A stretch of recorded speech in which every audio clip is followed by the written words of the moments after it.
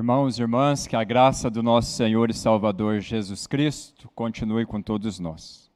Nossa gratidão ao reverendo, ao conselho, por nos convidar e por essa oportunidade de poder conhecer a Igreja Presbiteriana aqui em Indaiatuba. É a primeira vez que eu venho para conhecer aqui, para esse lado. Eu conheço um pouco da região aqui, mas Indaiatuba é a primeira vez. Eu sou natural de uma cidade do sul de Minas, chamada Cristina. É uma cidade onde que mana leite, queijo e mel. Tá? É uma cidade boa. 10 mil habitantes.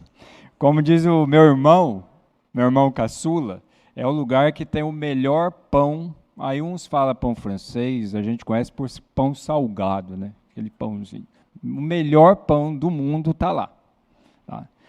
E sou natural de lá. Deus alcançou meu coração em 1993, servi a Igreja Presbiteriana de Cristina. Em 1996 eu fui conduzido ao Instituto Bíblico Eduardo Lene, onde eu cursei o IBEL por 2 anos. E aí então em 98 eu fui ao Seminário de Campinas, cursei 98 até 2001. Em 2002 eu iniciei o meu ministério. E o meu ministério eu fui para o Paraná, Igreja Presbiteriana Central de Telêmaco Borba. Ali eu fiquei 2 anos. Como diz o pastor titular que está lá até hoje, reverendo José Carlos Valentim, eu fui lá para aprender um pouco com ele e para casar. Então eu casei, lá eu conheci a minha esposa, a Aline, e nós casamos no dia 21 de junho de 2003, e no final daquele ano nós mudamos. Em janeiro ali de 2004, nós iniciamos então o nosso ministério junto à Igreja Presbiteriana da Vila Odilon, em Ourinhos, que é a segunda igreja presbiteriana lá. Ali nós permanecemos por 6 anos. E depois ali Deus nos agraciou com a Isabel e com a Heloísa. Mas quis e aprove Deus nos levar de volta ao sul de Minas. E eu fui para Conceição dos Ouros. E ali em Conceição dos Ouros, uma cidade de 10 mil habitantes também, mas ali é interessante que a igreja era muito forte. Ela é central na praça, é interessante. Você chega e você vê a igreja presbiteriana lá. Tanto que hoje não dá para negar, você vai ver um templo para aproximadamente 1.000 pessoas. Então, Deus nos levou. E ficamos ali por 3 anos. Depois, Deus nos trouxe a Capivari. Né? E é interessante, se você colocar no seu GPS, tem vários Capivari. Mas não, esse Capivari é perto de Elias Fausto. Tá? Então é mais fácil para os irmãos se localizarem. Então nós chegamos a Capivari e nós estamos há 11 anos em Capivari. Deus tem nos abençoado, tem sido um trabalho de revitalização, onde nós temos visto muito a mão de Deus. E principalmente, irmãos, nesse período de pandemia que nós passamos. Assim eu espero. Né? Espero que realmente nós passamos por isso. E Deus nos abençoou. A igreja ela está retomando agora, né, porque a gente ficou ainda vivendo esse período como muitas igrejas.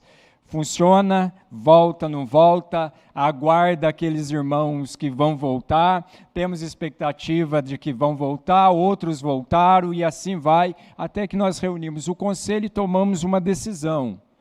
Né, começo de agosto, nós definimos, a igreja voltou. E aí então nós começamos então a reestruturar todo o trabalho. E Deus tem nos abençoado. Eu fiquei muito feliz de poder trazer a palavra nesta manhã ao coração de vocês. E o texto que Deus colocou no meu coração é tão interessante que quando a gente vai pregar fora, a gente coloca lá vários sermões, vários estudos. E no meio do caminho a gente vem orando, Senhor, vai direcionando as coisas.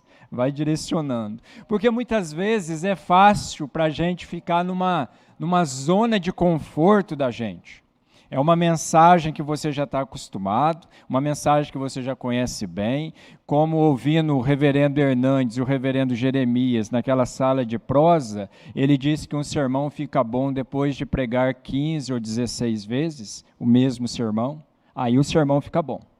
Então imagina você, a gente todo domingo ter que pregar uma mensagem diferente. Então o reverendo Jeremias diz, valorize o seu pastor. Mas o que Deus colocou no meu coração para trazer ao coração dos irmãos nessa manhã, tinha 2 mensagens, mas Deus direcionou para essa. Então vamos lá. Livro do profeta Daniel, capítulo 3. Livro do profeta Daniel, capítulo 3.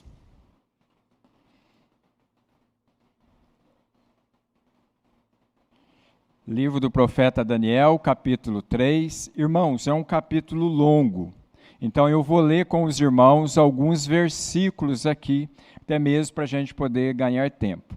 E eu quero dizer também que isso é um privilégio daqueles que estão presentes aqui conosco, né? Aqui.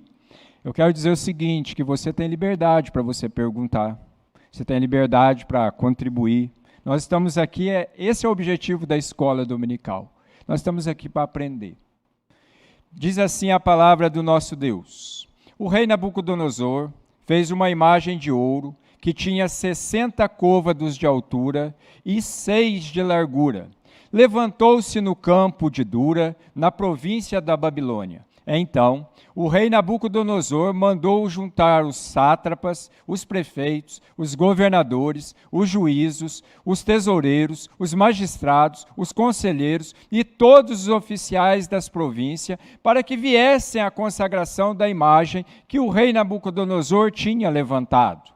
Então se ajuntaram os sátrapas, os prefeitos, os governadores, os juízes, os tesoureiros, os magistrados, os conselheiros e todos os oficiais das províncias, para a consagração da imagem que o rei Nabucodonosor tinha levantado. E estava em pé diante da imagem que Nabucodonosor tinha levantado. Nisto, o arauto apregoava em alta voz: ordena-se a vós outros, ó povos, nações e homens de todas as línguas, no momento em que ouvirdes o som da trombeta, do pífaro, da harpa, da cítara, do saltério, da gaita de foles e de toda sorte de música, vos prostrareis e adorareis a imagem de ouro que o rei Nabucodonosor levantou. Qualquer que se não prostrar e não adorar no mesmo instante, lançado na fornalha de fogo ardente. Portanto, quando todos os povos ouviram o som da trombeta, do pífaro, da harpa, da cítara, do saltério e de toda sorte de música, se prostraram os povos, nações e homens de toda língua, e adoraram a imagem de ouro que o rei Nabucodonosor tinha levantado. Ora, no mesmo instante, se chegaram alguns homens caldeus e acusaram os judeus. Disseram ao rei Nabucodonosor: ó rei, vive eternamente. Tu, ó rei, baixaste um decreto pelo qual todo homem que ouvisse o som da trombeta, do pífaro, da harpa, da cítara, do saltério, da gaita de foles e de toda sorte de música se prostraria e adoraria a imagem de ouro. E qualquer que não se prostrasse e não adorasse seria lançado na fornalha de fogo ardente. Há uns homens judeus, que tu constituíste sobre os negócios da província da Babilônia, Sadraque, Mesaque e Abednego. Estes homens, ó rei, não fizeram caso de ti, a teus deuses não servem, nem adoram a imagem de ouro que levantaste. Então Nabucodonosor, irado e furioso, mandou chamar Sadraque, Mesaque e Abednego, e trouxeram a estes homens perante o rei. E falou Nabucodonosor e lhes disse: é verdade, ó Sadraque, Mesaque e Abednego, que vós não servis a meus deuses, nem adorais a imagem de ouro que levantei? Agora, pois, estáis disposto, e quando ouvirdes ao som da trombeta, do pífaro, da cítara, da harpa, do saltério, da gaita de foles, prostrai-vos e adorai a imagem que fiz? Porém, se não adorardes, serei no mesmo instante lançados na fornalha de fogo ardente. E quem é o Deus que vos poderá livrar das minhas mãos? Responderam Sadraque, Mesaque e Abednego ao rei: ó Nabucodonosor, quanto a isso não necessitamos te responder. Se o nosso Deus, a quem servimos, quer livrar-nos, ele nos livrará da fornalha de fogo ardente e das tuas mãos, ó rei. Se não, fica sabendo, ó rei, que não serviremos a teus deuses, nem adoraremos a imagem de ouro que levantaste. Vamos parar por aqui, mas a gente vai trabalhar todo o capítulo. Curva a sua cabeça, vamos orar ao Senhor. Senhor, nós estamos diante da tua palavra, palavra que é viva, palavra que é eficaz, palavra, Pai, que fala ao nosso coração, que alimenta, Pai, o nosso espírito.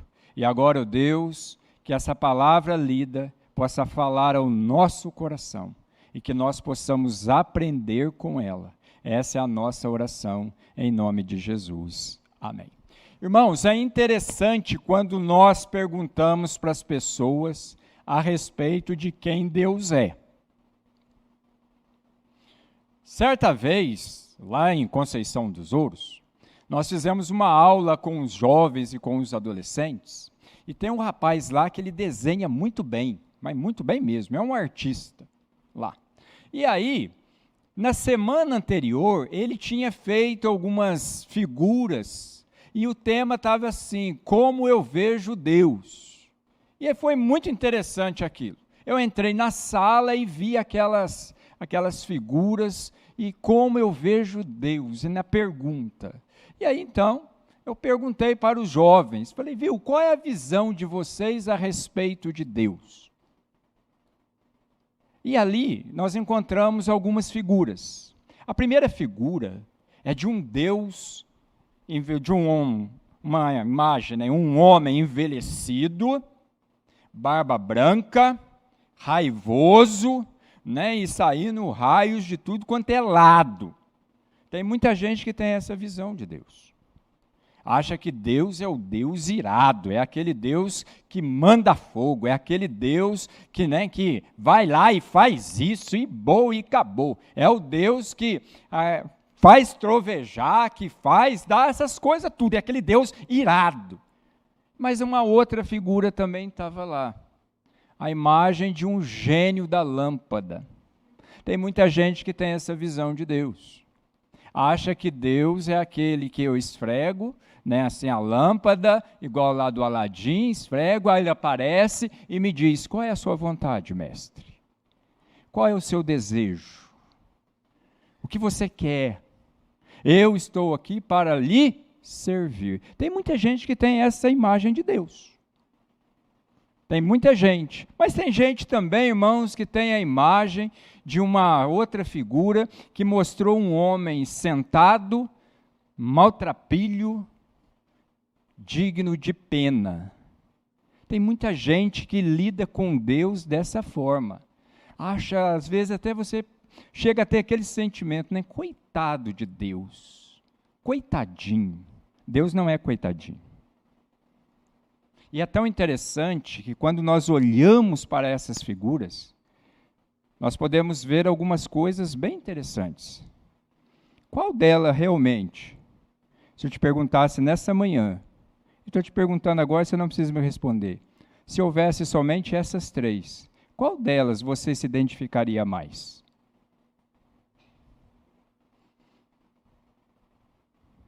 Qual delas você se identificaria mais? Eu sei que a sua resposta vai ser o seguinte, nenhuma das três.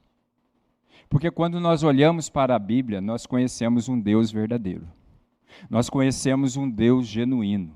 E hoje, irmãos e irmãs, e o pessoal que nos acompanha pela internet, infelizmente, nós estamos conhecendo a respeito de Deus e quem Deus é, por aquilo que nós ouvimos, e não por aquilo que os nossos olhos têm visto, que os nossos ouvidos têm ouvido e que as nossas mãos têm apalpado. Nós precisamos conhecer a Deus de uma forma pessoal. Eu não posso conhecer a Deus simplesmente pelo fato daquilo que eu estou ouvindo. mas eu preciso ter relacionamento, eu preciso ter conhecimento, eu preciso saber quem é o meu Deus. E é isso que esse capítulo mostra para nós. Esse capítulo de Daniel, capítulo 3, é muito interessante, irmãos. É interessante porque quando a gente observa o capítulo 1, nós vamos lembrar aqui que eles são levados à Babilônia, mas eles são arrancados da sua terra natal. E são jovens, não são homens já formados, poderíamos assim dizer, com uma certa idade, não, são jovens. E eles são levados porque eles já eram rapazes, jovens, capazes. Identificou coisa boa nele. E eles são levados então para a Babilônia, são levados ali para o palácio para serem instruídos dentro da lei, dentro daquilo que a Babilônia acreditava.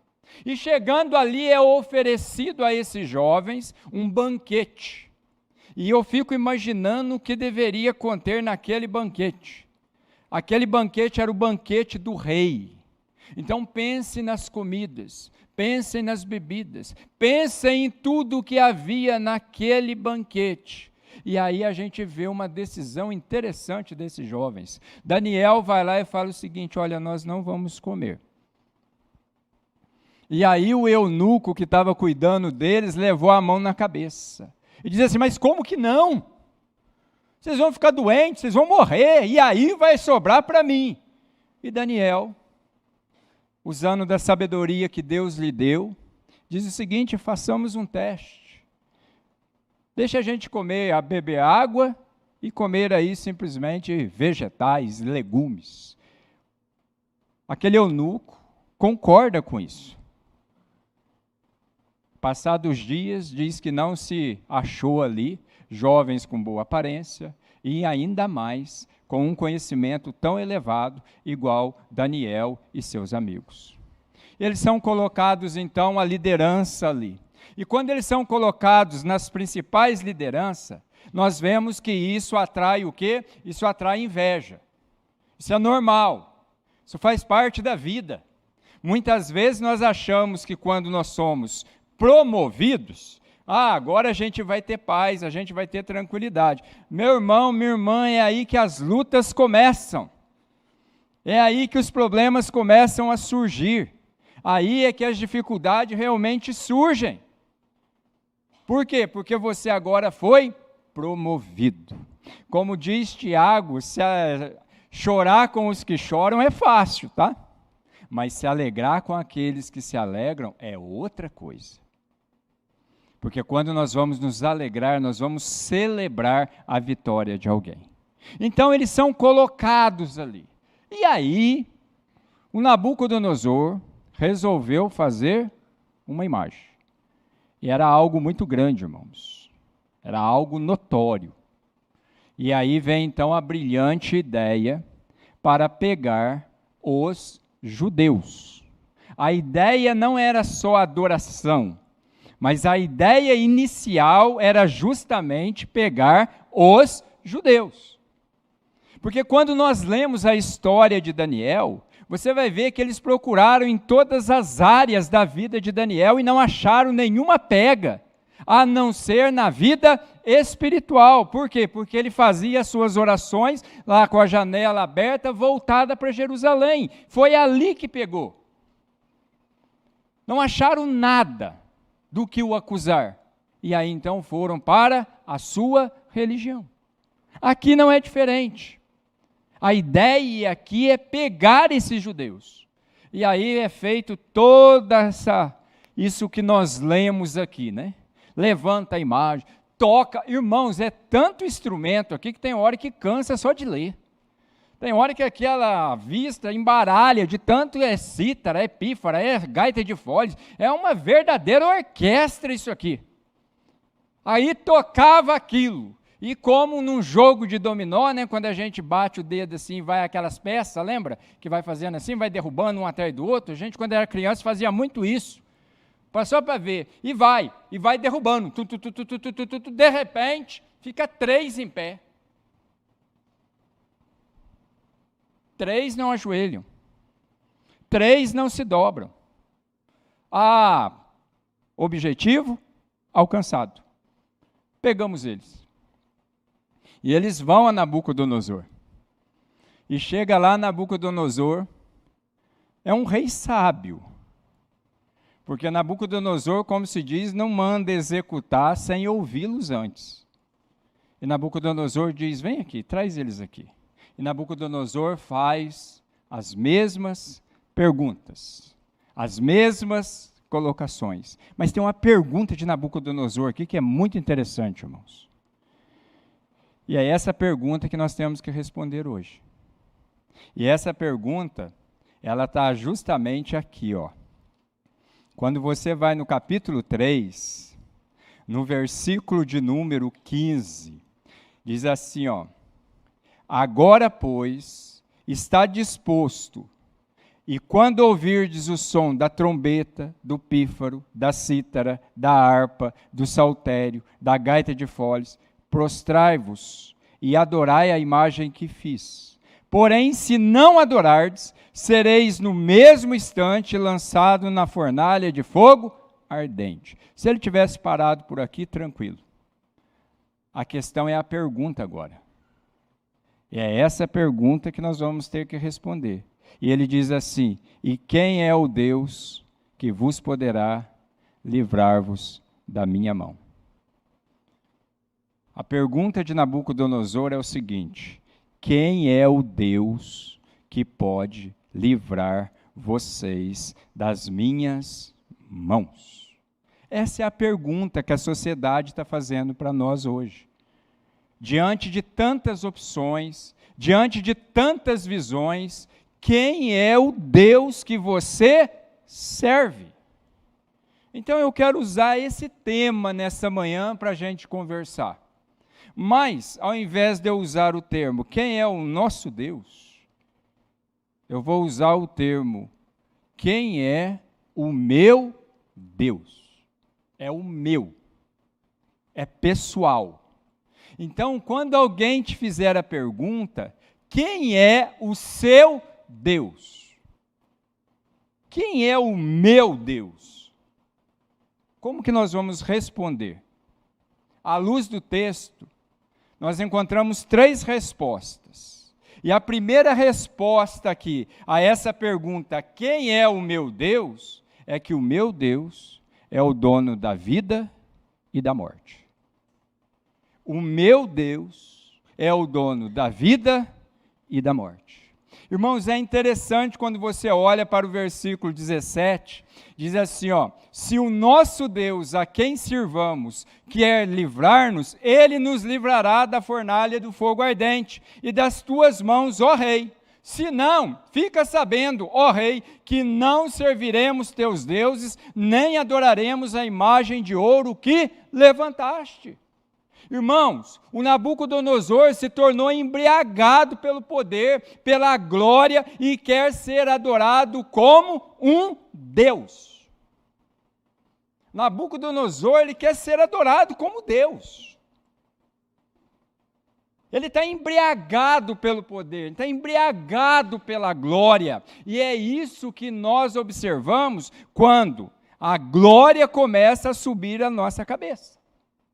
É isso que nós observamos quando o poder começa a subir na nossa cabeça. Nós começamos a achar que nós somos alguém, que nós controlamos todas as coisas, que nós decidimos todas as coisas.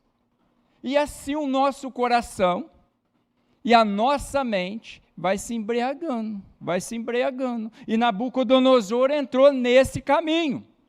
E instituiu um culto para si mesmo e obrigou ainda todos os súditos a adorarem a imagem que ele, sob pena de morte, levantou.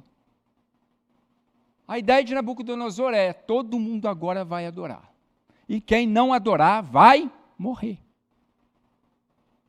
E por que ele toma essa decisão? Porque na mente dele, na visão dele, ele tem poder sobre a vida e sobre a morte. É interessante nós olharmos. Ele pode até mandar matar, mas ele não tem poder para mandar nascer.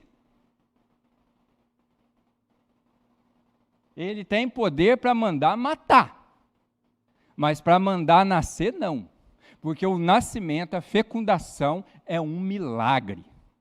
É um milagre que vem de Deus. A vida é um milagre de Deus. E nós não podemos esquecer disso.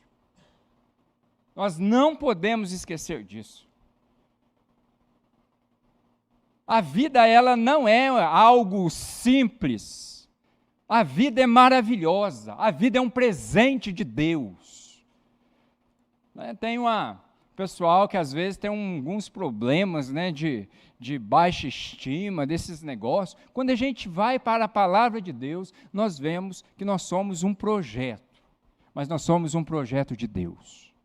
Esse projeto tem começo, esse projeto tem meio, esse projeto tem fim. Nós não somos frutos do acaso, nós não somos acidente, nós somos planejados. Nós somos plano de Deus e nós não podemos esquecer disso. Nabucodonosor achou que ele dominava tudo. Ele não tem controle para gerar vida, para mandar. Mas ele tem controle aos olhos dele para mandar matar. Ele acha que ele é o dono da vida e da morte. Sadraque, Mesaque e Abednego responde para ele dizendo o seguinte: não, o dono da vida e da morte é o meu Deus. Os 3 amigos de Daniel ali, eles preferiram a morte, irmãos, a serem infiéis a Deus. Eles preferiram entregar e confiar suas vidas nas mãos do Deus verdadeiro. E isso aqui é o que o crente precisa entender. A partir do momento que Deus nos salvou em Cristo Jesus, a nossa vida não pertence mais a nós. A nossa vida pertence àquele que sempre pertenceu. Pertence a Deus o Pai, Jesus Cristo o Filho e o Espírito Santo. A palavra de Deus diz que nós fomos escolhidos antes da fundação do mundo. Mas Deus determinou dia, hora e lugar nesse mundo que nós vivemos para que Ele venha a nós e nós entendemos então esse encontro maravilhoso e temos esse encontro maravilhoso que é a salvação. Por isso que o apóstolo Paulo diz: o morrer para mim ou viver para mim é Cristo, e o morrer para mim é lucro. O meu Deus é aquele que tem o controle da vida e da morte. Ninguém morre antes da hora. E ninguém morre depois da hora. Deus tem o tempo certo para todas as coisas. Inclusive para o dia em que nós vamos retornar para os nossos lares. Certa vez, na igreja presbiteriana da Vila Odilon, uma irmã chegou e falou para mim assim: pastor, o senhor acredita em revelação? Eu falei: acredito. Ah, então o senhor acredita em revelação? Eu acredito.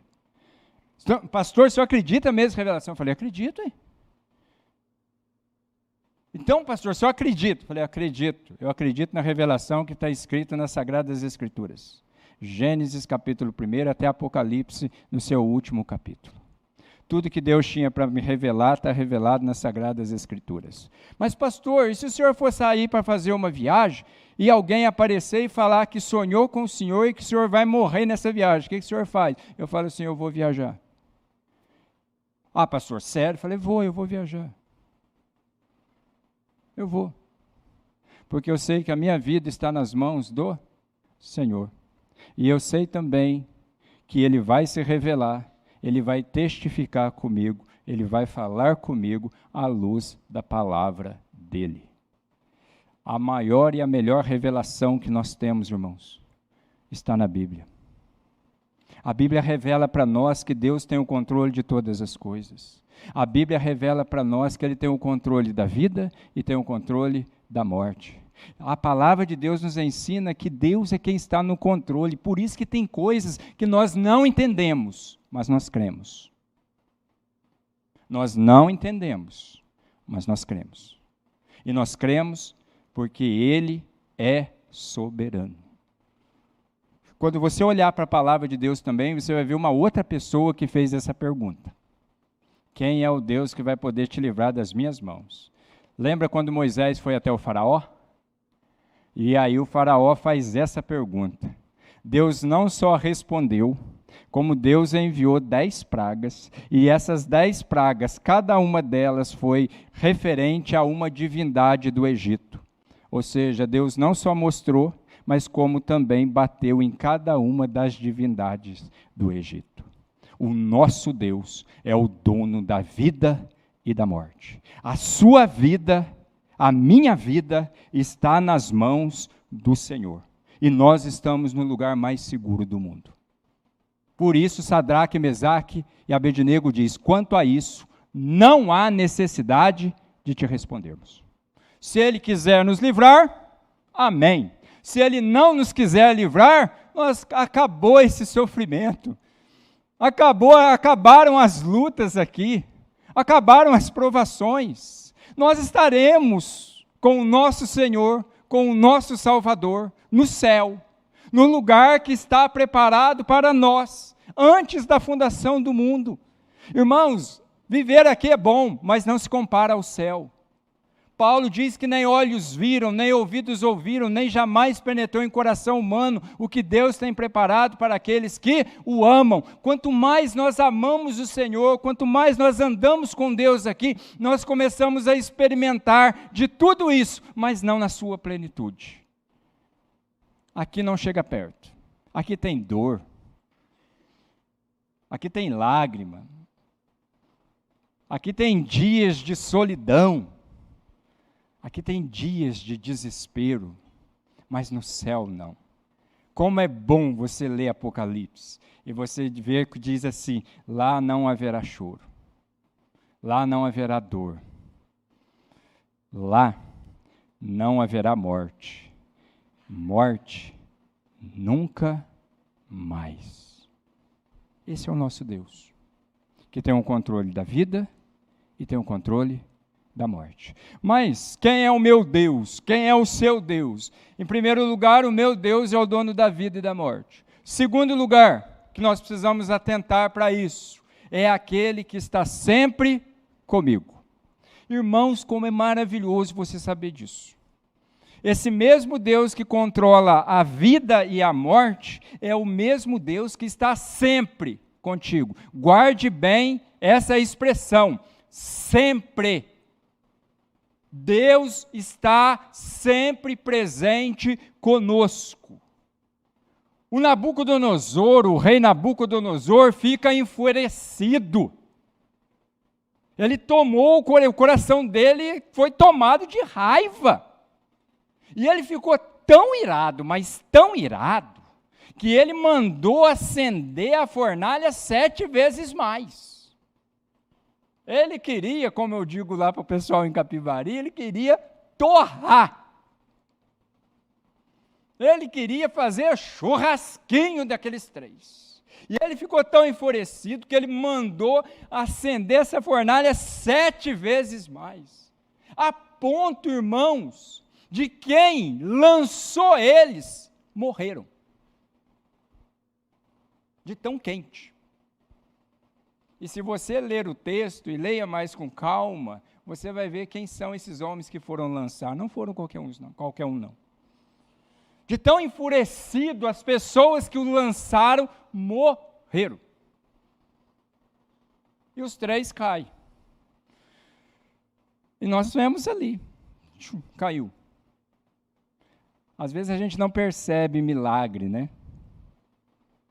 Mas quem lança morre e os 3 caem lá dentro.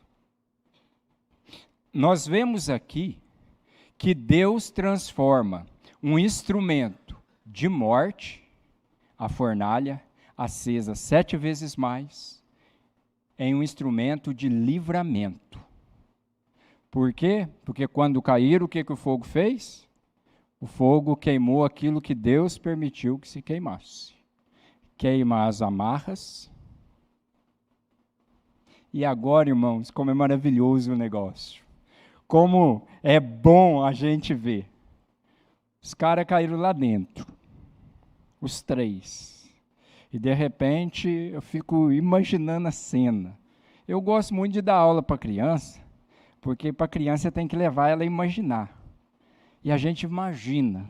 Eu fico imaginando quando eles caíram, né? Aí um olha para o outro e fala assim, você está vivo? Tô. Você também está? Tô. Você também está? Tô.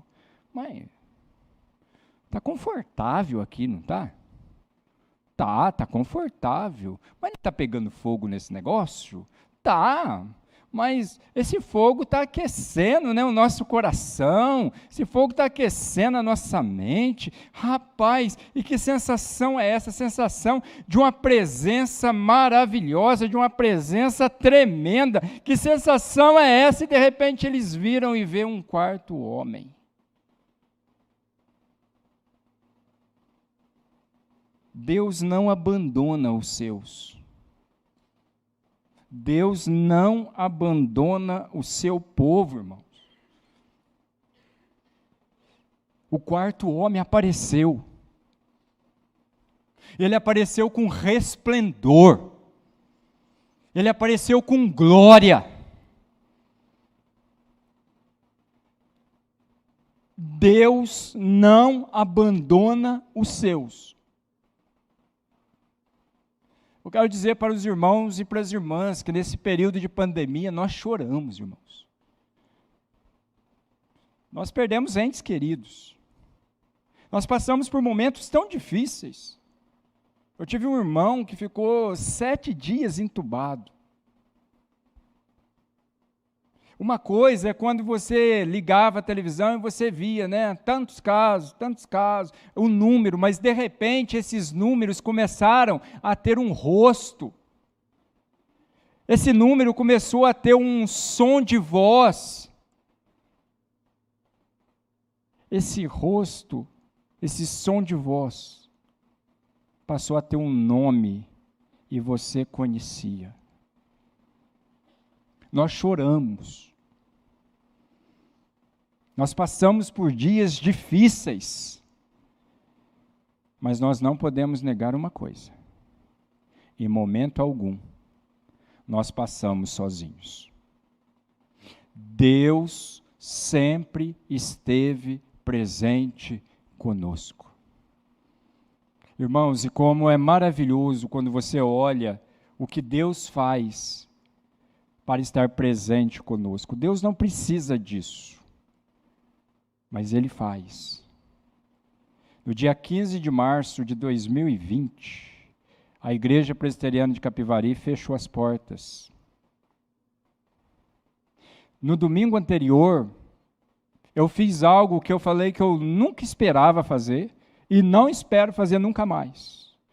Proibir os idosos de ir à igreja. Eu falei, irmãs, irmãos, vocês que têm mais de 60 anos, por favor, não venham ao culto. Vocês têm ideia do que é para um pastor falar para o membro não ir à igreja? E no dia 15 nós fechamos. Só que a gente achou que ia ser 15 dias, né, irmãos? Mas não foi. Mas é tão interessante que Deus sempre levanta pessoas para nos auxiliar a não deixar o próximo sozinho. Se nós não podíamos ir visitá-los, vamos dizer assim, né, a tecnologia entrou a nosso favor.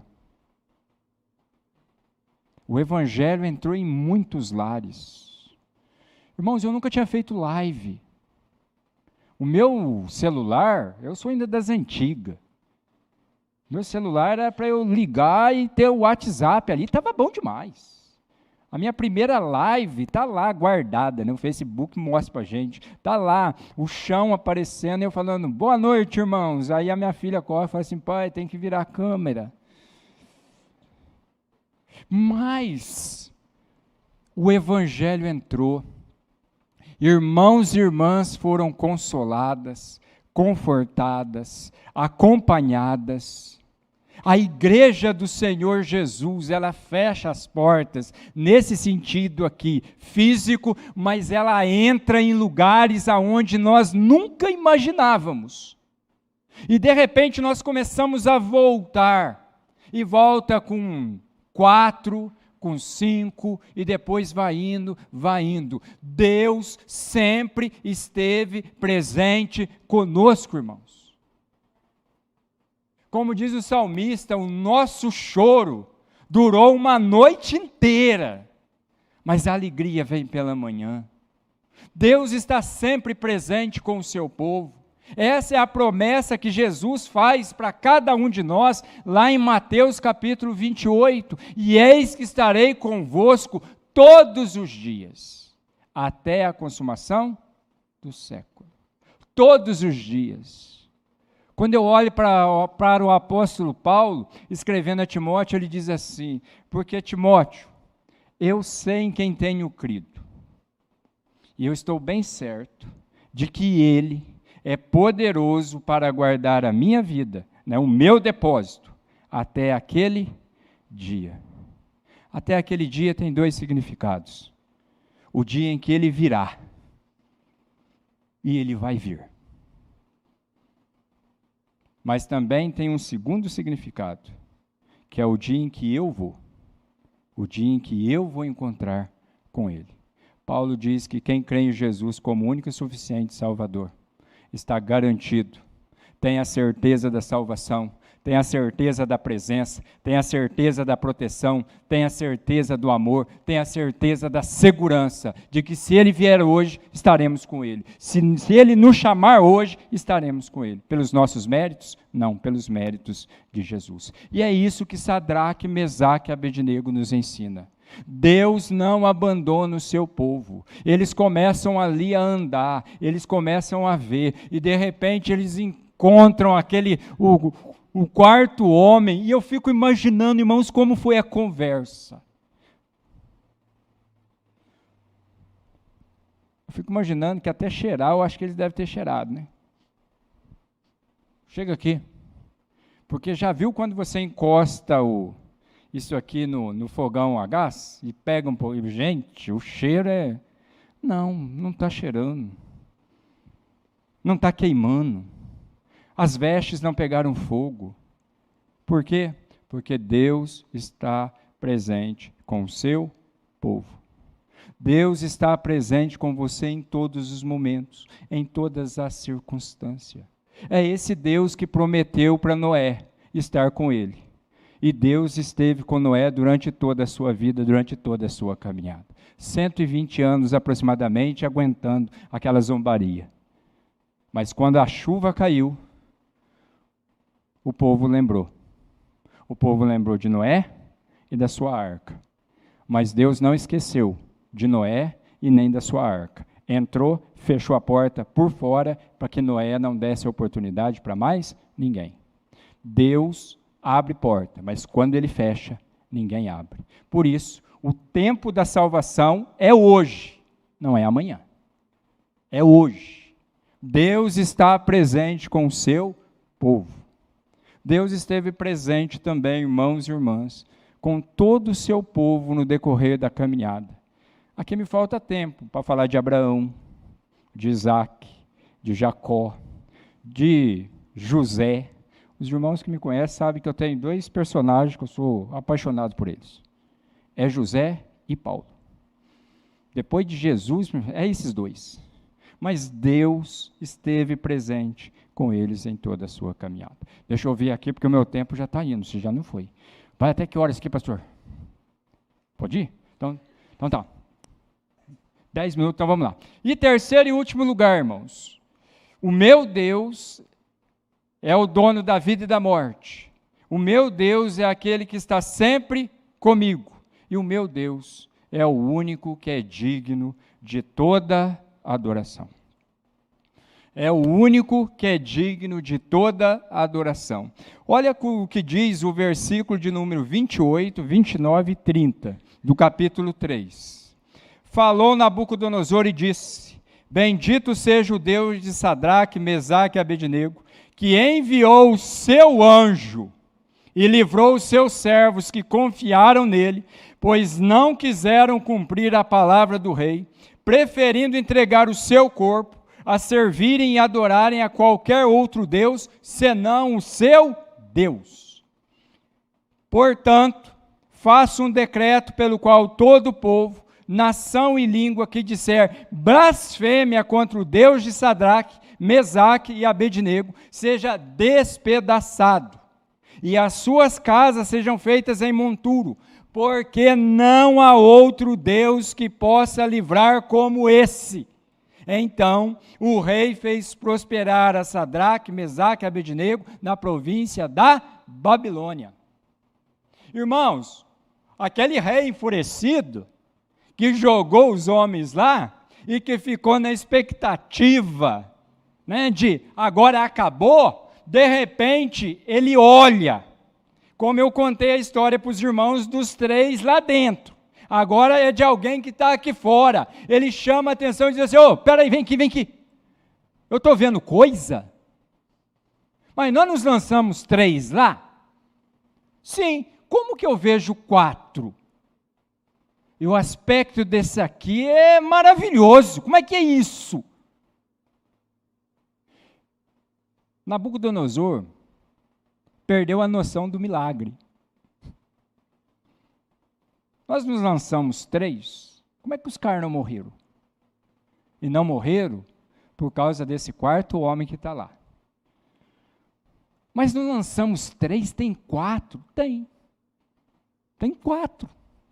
E esse 4, a semelhança dele é como ele vai usar da questão da divindade, é como um Deus, e é mesmo, irmãos. É a presença do próprio Deus no meio do seu povo. E é interessante que quando você vai ver o texto, aí vai dizer o versículo 26, então se chegou Nabucodonosor à porta da fornalha sobremaneira acesa. A fornalha não desligou não, o negócio continuou, e continuou de sobremaneira acesa. Aí o texto diz assim para nós, falou e disse, Sadraque, Mesaque e Abednego, servos do Deus Altíssimo, sai e vinde. Irmãos, aqui já tem reconhecimento. Sadraque, Mesaque e Abednego, servos, não meu, não da imagem que eu coloquei, que eu levantei, não da imagem que eu fiz para ser adorado, não da minha pessoa para ser adorado, mas servos do Deus Altíssimo. Sai e vinde. Eu acho tão interessante essa expressão, né? Ele mandou jogar, achando que ia matar. Agora ele manda sair, achando que eles estavam mortos, mas não estavam. Agora ele manda sair, que prova que os homens estão o quê? Vivos. Não é alucinação, não é visão, não é algo assim, irmãos, vamos dizer assim, da cabeça dele. Ele manda chamar, ele manda sair. E eles saem. E o texto diz assim, né? Então Sadraque, Mesaque e Abednego saíram do meio do fogo. Irmãos, é maravilhosa essa cena. Eles saíram. E aí o texto mostra para nós, ajuntaram-se os sátrapas, os prefeitos, os governadores e conselheiros do rei, e viram que o fogo não teve poder algum sobre os corpos destes homens, nem foram chamuscados os cabelos da sua cabeça, nem os seus mantos se mudaram, nem cheiro de fogo passara por eles.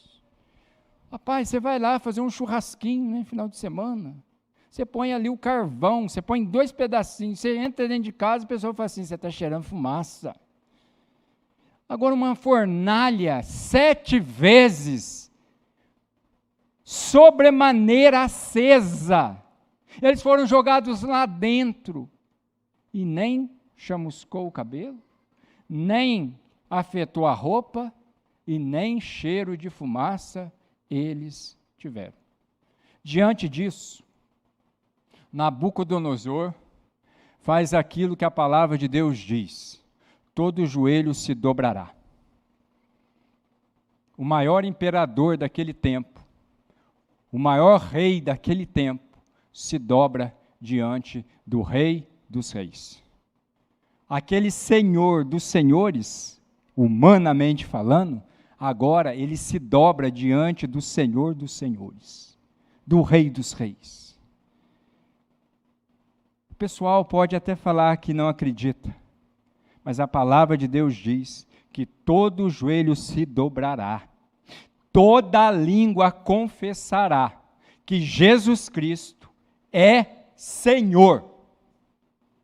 Todo joelho vai se dobrar, toda língua vai confessar que Jesus Cristo é Senhor. Mas só tem uma coisa que somente os salvos vão dizer: que além de ser o meu Senhor, Ele é também o meu Salvador. O senhorio de Cristo, todo joelho, toda língua vai, além de dobrar, vai confessar. Mas a experiência, a certeza, a convicção de ter Jesus como Senhor, mas como Salvador, isso, irmãos e irmãs, é somente para aqueles que creem em Jesus. Porque Jesus, ele é o caminho. Jesus, ele é a verdade. Jesus, ele é a vida. E ele mesmo diz que ninguém vem ao Pai se não for por ele.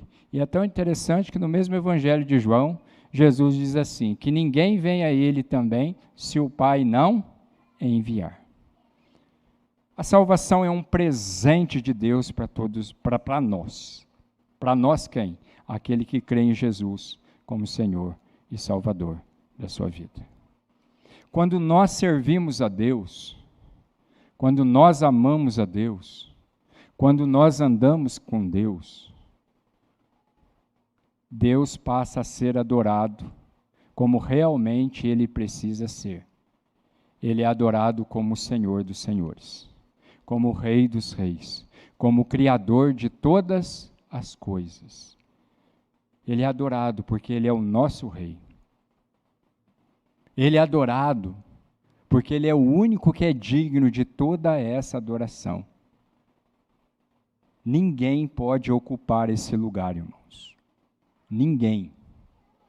O pastor tem muito mais tempo do que eu de ministério. E o pastor sabe que nós pastores corremos um sério risco. Eu me lembro do meu tutor, reverendo Ivan Ross, neozelandês, um homem hiper tradicional, meu tutor, um homem de Deus para a minha vida. Me acompanhou, sempre me manteve no equilíbrio. Ele disse o seguinte para mim: jamais tenha síndrome de Jesus Cristo. Você vai correr esse risco muitas vezes no seu ministério. E sabe o que é a síndrome de Jesus Cristo? É quando os pastores, ou até mesmo qualquer outra liderança ou pessoa, ele começa a achar que ele pode resolver o problema das pessoas. Que ele é a solução para o problema das pessoas. Não, irmãos. Quem resolve o problema das pessoas é aquele que era, que é e que sempre será o mesmo, Jesus Cristo. A solução para os problemas tem nome e é Jesus Cristo. Síndrome de Jesus nós não podemos ter. Mas nós precisamos ter a síndrome de João Batista. Perguntaram para ele: é tu o Messias? Ele falou: não, não sou não. Não sou nem digno de desatar as sandálias dos pés. Eu sou aquele que anuncia o Cordeiro que está por vir. Nós somos aqueles que anunciam Jesus Cristo como Senhor e como Salvador. E quando a pessoa tem esse encontro maravilhoso com Jesus, nós temos a mesma reação de João Batista. Eis o Cordeiro de Deus que tira o pecado do mundo. Nós somos aqueles que pregam o Evangelho. Porque quem salva, quem restaura, quem transforma é o Evangelho. E o Evangelho é Jesus Cristo, irmãos. E eu quero concluir. Eu quero concluir dizendo o seguinte: o meu Deus não é o irado. Não é aquele que está mandando raio para tudo quanto é lado, né? Tchá, tchá, tchá. Dentro da cultura dos vikings lá, quando estava assim, o Thor estava bravo. Né? Não, meu Deus não é assim. O meu Deus também não é aquele que é da lâmpada, né? Eu estou pensando aqui, eu quero isso. Não, meu Deus não é assim. Meu Deus também não é aquele coitadinho. Por isso eu tenho muita dificuldade com uma terminologia. Não, você tem que aceitar Jesus. Não, a gente tem que pregar o Evangelho. Quem aceita é Jesus quem nos aceita. O nosso Deus não é um coitadinho. Mas quem é o nosso Deus, então? Ele é o dono da vida e da morte. A sua vida está nas mãos dele. E nessa pandemia nós vimos muito isso. Você viu, de repente, pessoas que você falou assim, agora isso aí vai. Não foi. Aí você olha e fala assim, não, isso aí vai lá, só vai tomar um remédio, né, só vai coisar. Não voltou. A vida não pertence a nós. Mas a nossa vida está na mão daquele que conhece todas as coisas. E que pode todas as coisas. E que pode mudar todas as coisas. Esse é o nosso Deus. Mas o nosso Deus também é aquele que está sempre presente conosco. Meu irmão, minha irmã, você não está sozinho. Por mais que você tente fugir de Deus, você não consegue. Se você vai ao mais alto dos céus, como diz Davi, ele está lá. Se você vai no mais profundo do abismo, ele está lá. Não adianta você tentar fugir dele. Não adianta. Aonde você chega, ele já está antes. Quanto mais você tenta fugir, mais você vai encontrando com ele. Ele está presente com o seu povo. Mas ele também é o único que é digno de todo louvor, de toda adoração. Toda honra, toda glória seja dada a ele. Não só agora, mas para todo o sempre. Que Deus abençoe ricamente a sua vida. Pastor?